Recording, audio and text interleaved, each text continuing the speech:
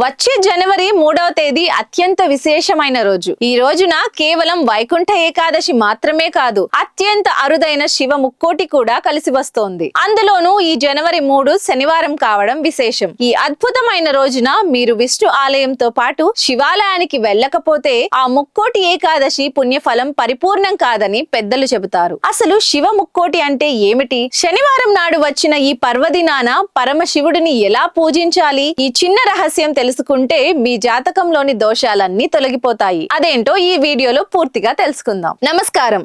రవినూతల భక్తి ఛానల్ కి స్వాగతం. సాధారణంగా వైకుంఠ ఏకాదశి నాడు స్వర్గ ద్వారాలు తెరుచుకుంటాయని మనకి తెలుసు. కానీ దక్షిణ కైలాసంగా పిలువబడే శ్రీకాళహస్తి లాంటి క్షేత్రాలలో ఈ రోజున ఈశ్వరుడు కూడా భక్తులకు ఉత్తర ద్వార దర్శనం ఇస్తారు. దీనినే శివ ముక్కోటి అంటారు. హరిహరులు ఇద్దరు ఒకటే అని సత్యాన్ని చాటి చెప్పే అద్భుతమైన రోజు ఇది. ముఖ్యంగా ఈసారి జనవరి 3వ తేదీ శనివారం రావడం భక్తులకు ఒక వరం. పురాణాల ప్రకారం కోటి సోమవారాల పూజ ఫలితం ఈ ఒక్క శివ ముక్కోటి దర్శనంతో సమానం. ఎవరైతే ఈ శనివారం నాడు విష్ణు సహస్రనామంతో పాటు శివ అష్టోత్తరాన్ని పఠిస్తారో వారికి రాబోయే ఏడాది మొత్తం ఆర్థిక ఇబ్బందులు కాని అనారోగ్య సమస్యలు గాని దరిచేరవు. ముఖ్యంగా శని ప్రభావం లేదా ఏలినాటి శని ఉన్నవారు ఈ రోజు శివారాధన చేయడం వజ్రాయుధంలా పనిచేస్తుంది. మరి ఈ జనవరి 3న మనం పాటించాల్సిన ముఖ్యమైన నియమాలు ఇవే. ఉదయాన్నే విష్ణు పూజ పూర్తి చేసిన తరువాత దగ్గరలోని శివాలయానికి వెళ్లి ఉత్తర ద్వారం గుండా స్వామిని దర్శించుకోండి. ఒకవేళ గుడికి వెళ్ళలేకపోతే